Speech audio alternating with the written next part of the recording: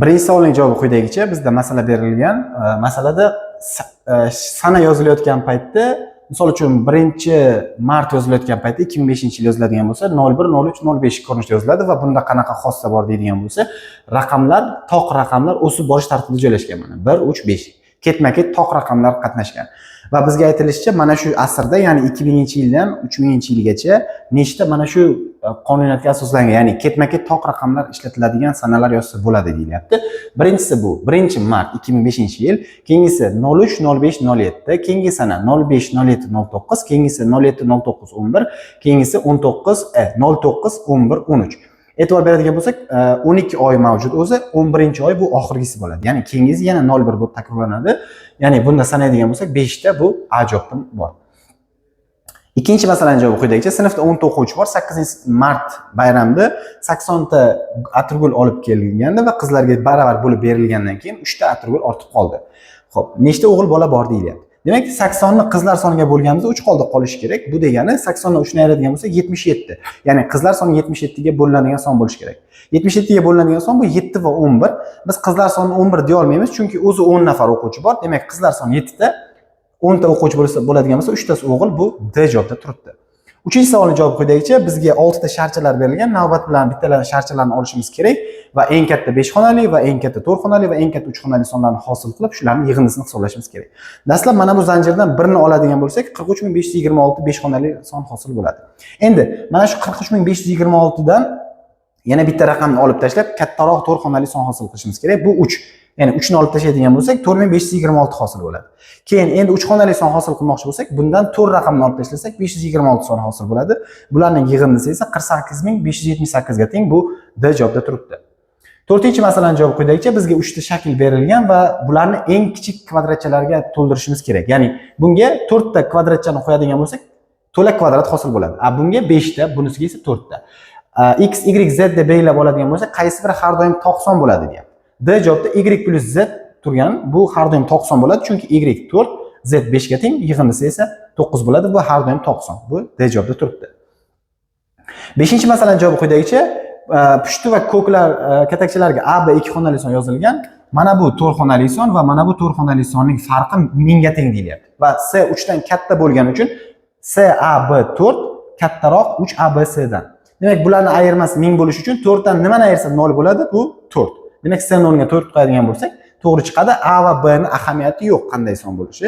Shuning uchun bizdan C ni so'ragan, C to'g'ri bo'ladi. Bu A javobda mavjud.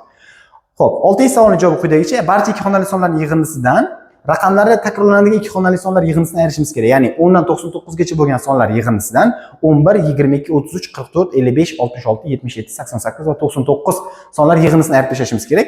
10 dan 99 gacha bo'lgan sonlar yig'indisi 4905, 11, 22, 33 va hokazo 99 dan yig'indisi esa 495.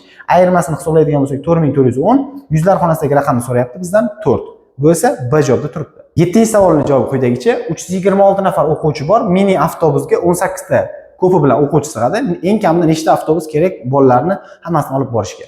326 ni 18 ga bo'ladigan bo'lsak, 18 u 2 qolyapti. Ya'ni 18 ta avtobus kerak bo'lsa, yana 2 ta bola ortib qoladi. Shuning uchun bizga 18 ta emas, 19 ta avtobus kerak bo'ladi. Bu C javobda mavjud. 8-chi savolning javobi quyidagicha. Mana bu sonni A, B ga bo'lishimiz kerak. A, B ni tanlab olamiz. Dastlab 2 xonali son A, B ni A, B ga bo'lsak 1, A, B ketdi-da, 2 ta 0 qoldi. 2 ta 0 ni bu yerga olib keladigan bo'lsak, endi A va B ikkita raqamni tepadan pastga tushirishimizga to'g'ri keladi. Ikkita raqam tushirganim uchun yana bitta 0 qo'yamiz. A, B ni A, B ga bo'lsak 1, bir kara A, B ayirsak yana 0. Mana bu oxirgi raqam 0 ni yana orqasiga yozib qo'ysak, D javob hosil bo'ladi. 9-chi savol. 9-chi savolda jadval bor. Matematika jami fanlarning qanday qismini tashkil qiladi deyapti. Demak, matematiklar 160 ta, jami o'quvchilar esa 640. Qanday ulushi deydigan bo'lsak, 640 dan 160 bo'ladi. Qisqartiradigan bo'lsak 1/4. Bu B javobda turibdi. 10-chi savolning javobi quyidagicha. Ushbu ikkita tengsizlik berilgan bo'lsa, A minus B ning eng kamida nechiga teng bo'ladi deyapti. Ya'ni eng kichik qiymat. Eng kichik qiymat bo'lish uchun A ni eng kichkina, B ni eng katta qiymatlarini olishimiz kerak. 2020 dan katta eng kichik son bu 2021. 2000 dan kichik eng katta son bu 1999. Ayirmasi 22 ga teng. Bu D javobda turibdi. Xo'p, 11-masalaning javobi quyidagicha. Soat 1:20 ni ko'rsatib turibdi. 330 daqiqadan keyin nechini ko'rsatib turadi deyapti. 330 daqiqa degani bu 5 soat 30 minut. 1:20 ga 5 soat 30 minutni qo'shadigan bo'lsak 650 bo'ladi. Bu D javobda turibdi. 12-chi masalaning javobi quyidagicha 13, 19, 25, 31 va hokazo 6 qo'shib ketilyapti. Qaysi sonni yozmaydik? Shu ketma-ketlikda qaysi son mavjud emas deb so'ralyapti. Bu ketma-ketlikda mavjud bo'lishi uchun o'sha berilgan sondan birinchisi, ya'ni 13 ayrilgan paytda 6 ga bo'linadigan son hosil bo'lishi kerak. Chunki farqi 6 ga teng. C javobini ko'radigan bo'lsak, 23577 dan 13 ni ayirib 6 ga bo'ladigan bo'lsak, qoldiqli son chiqadi. Shuning uchun C to'g'ri javob bo'ladi. 13-masala. Birinchi shaklda bitta, ikkinchisida 5 ta kvadratcha bor, keyingisida 5 ta, 4 ta, 9 ta va hokazo ketganda 20-shaklni so'ragan. 20-shaklda ustuniga 40 ta, eniga ham 40 ta va o'rtasidagi mana bitta shaklni 2 marta sanaganimiz evaziga 1 ni ayirib tashlaymiz. 40 plus 40 ayrilgan 1 79 bo'ladi. C javobda bor. 14-masalaning javobi quyidagicha ushbu shakl berilgan. Mana shu shaklning yuzini topishimiz kerak. Buning uchun shaklni ikkita to'g'ri burchakka ajratamiz. Mana bu yerdan chizadigan bo'lsak, eni 3 bo'yi 4 bo'lsa, yuzi 12 bo'ladi. Mana bu qism 3 bo'ladigan bo'lsa, tepaga shu 3 ni parallel ko'chirsak, uzunligi 13 ga teng bo'lgan eni, ya'ni kesma hosil bo'ladi. 13 ni 5 ga ko'paytirsak 65, bu tepadagi to'g'ri burchakning yuzi. 65 ga 12 ni qo'shadigan bo'lsak 77, bu C javobda turibdi. 15-masalaning javobi quyidagicha e'tibor beradigan bo'lsak, orbital education so'zini qayta-qayta yozib borilayotgan bo'lsa, 2025-yil qaysi harf yoziladi deyilyapti. Birinchi bo'lib orbital educationda nechta harf borligini sanaymiz? 16 ta harf bor. Demak, bu degani har 16 ta harf takrorlanib kelaveradi. 2025 ni 16 ga bo'ladigan bo'lsak, 126 yu 9 qoldiq bo'ladi. Bizga butun qismi kerak emas. 9 qoldiq bo'ladigan bo'lsa, O dan boshlab 9-harfni sanaymiz. 1 2 3 4 5 6 7 8 9 sanadiganda D harfi bo'ladi. Bu A javobda bor. 16-masalaning javobi quyidagicha sinfda 33 nafar o'quvchi bor. Qizlar va o'g'il bolalar soni proporsional. Ularning nisbati qaysi kasrga teng bo'la olmaydi deyapti. C javobini olamiz. 5/8. Chunki 5/8 degani o'g'il bolalar soni 5x, qiz bolalar soni 8x degani. Bunda jami 13x bo'ladi. 13x ni 33 ga tenglashtirib x dan butun qiymatga erisha olmaymiz. Shuning uchun C javob to'g'ri bo'ladi. 17-masala. Qandaydir ikki xonali son o'sha sonning raqamlar ko'paytmasi va raqamlar yig'indisiga teng ekan. X ko'paytirilgan y va raqamlar yig'indisi x plus y bu ikki xonali x y songa teng. O'ng tarafini x y ni soddalashtiradigan bo'lsak, biz 10x plus y shaklida yozsa bo'ladi. Ikkala tomonda ham qo'shuv y larni qisqartiradigan bo'lsak va plus x ni narigi tarafga minus qilib o'tkazsak, 9x teng x ko'paytirilgan y, x lar qisqarib ketadi, y teng 9. Ya'ni 9 bilan tugagan har qanday ikki xonali son mana shu shartga taalluqli. Demak, bizdan oxirgi raqamni so'ragan 9 bo'ladi. D javobda mavjud. 18-masala. 5/2 teng a plus 5 b taqsim 5 bo'ladigan bo'lsa, a plus b ni so'ragan. E'tibor beradigan bo'lsak, buni butun qismi 5, a bu yerda o'sha butun qism a. Demak, a 5 bo'ladi. Endi bu yerdan 5 ni olib tashlaydigan bo'lsak, 0/2 bo'ladi. 0/2 bu b taqsim 5 kasriga teng bo'lishi uchun b 1 bo'lishi kerak. Demak, a 5, b 1 bo'lsa, yig'indisi 6 ga teng bo'ladi. A javob. 19-masala. 19-masalada shaklning 15 dan 9 qismi bo'yalgan, ya'ni qisqartiradigan bo'lsak 3/5 qism bo'ladi. Endi aylanani markaziy burchak orqali tasvirlaydigan bo'lsak, aylanani ham 360 gradusni 5 dan 3 qismi belgilangan bo'lishi kerak. 360 ni 5 dan 3 qismini belgilaydigan bo'lsa 216, lekin variantda 216 ga eng yaqin javobni toping degan, bu 220 gradus bo'ladi. D javobda mavjud. 20-masala. 20-masalada 3 ta shaklning perimetrlari teng va tomonlari butun son ifodalanyapti. Birinchisi tomonni A deydigan bo'lsak, 5 burchakning perimetri 5A bo'ladi. Ikkinchisi 6 burchak, tomonini B deydigan bo'lsak, perimetri 6B bo'ladi. Uchinchisi 8 burchak, tomonini C deydigan bo'lsak, 8C bo'ladi. Hammasini perimetri teng va tomonlari butun son bo'lishi uchun perimetrlari 5 ga ham, 6 ga ham, 8 ga ham bo'linadi. Bo'linadigan son bo'lishi kerak. Bizdan perimetr qaysi songa teng bo'la olmaydi deyapti. Bu 300, ya'ni 300 8 burchakning perimetri bo'la olmaydi. Chunki 300 ni 8 ga bo'lganda qoldiqli son chiqadi. Shuning uchun to'g'ri javob C. 21-masala. Bitta mashina A da va bitta mashina B da turibdi. A va B mashinalarining koordinatalari mavjud. 54 va 77. A mashina 31 lik o'ngga, B mashina 21 lik o'ngga siljidi. A mashina 31 lik o'ngga siljisa 84 ga keladi. B mashina 21 lik siljisa 97 ga o'tadi. 84 va 97 dan masofa 97 dan 84 ni ayirsak 13, bu B javobda mavjud. 22-masala. Taxtani 4 ta bo'lakka bo'lish uchun 12 minut vaqt ketadi deyapti. 4 ta bo'lakka bo'lish uchun biz uni 3 ta joydan qirqishimiz kerak. 3 ta joydan qirqganimizda 12 minut vaqt ketgan bo'lsa, bitta qirqganimiz 4 minut bo'ladi. Endi o'sha taxtani 10 ta bo'lakka bo'lishimiz uchun biz 9 ta joydan qirqishimizga to'g'ri keladi.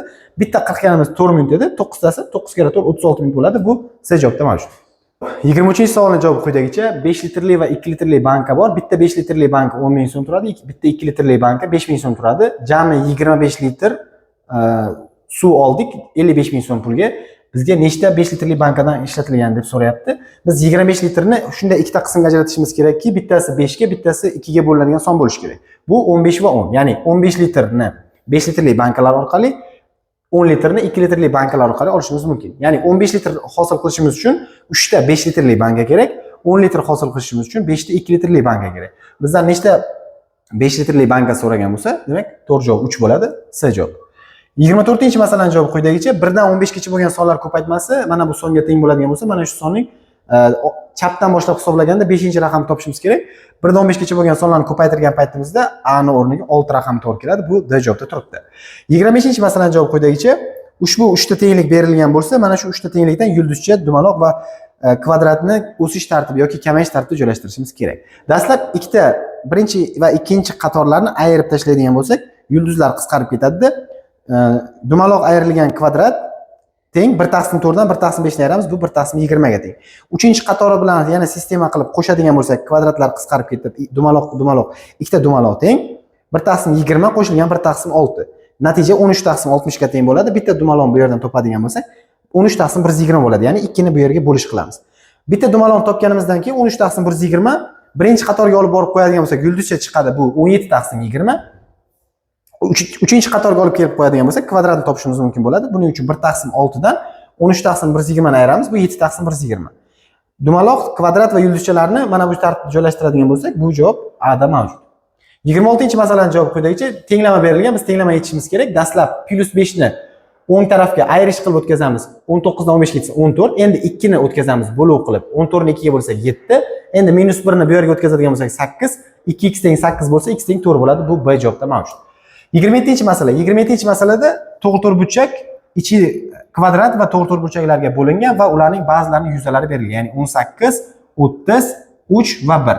Tomonlari butun sonda ifodalanadigan bo'lsak, katta to'g'ri burchak yuzini toping deyapti. Xo'p, buni ham yuzi 11 ga teng. Ana endi yuzi 1 bo'lishi uchun tomonlari 1 ga teng bo'lgan kvadrat bo'lishi kerak. Chunki tomonlari butun son bo'lishi kerak edi. Agar bu tomon 1 bo'ladigan bo'lsa, mana bu shaklning yuzi 11 bo'lishi uchun eni 11 ga teng. Eni 11 bo'lsa, pasti ham 11 bo'ladi. Ana endi bu tomon 1 bo'ladigan bo'lsa, tepasi ham 1 bo'ladi, yuzi 3 bo'lishi uchun bo'yi 3 bo'lishi kerak. Bu tomoni 3 bo'ladigan bo'lsa, mana bu tomoni ham 3 bo'ladi. Bu 3 bo'ladigan bo'lsa, eni 6 bo'lishi kerak, yuzi 18 bo'lishi uchun. Eni 6 bo'ladigan bo'lsak, pastda 30 bo'lgani uchun buni bo'yi 5.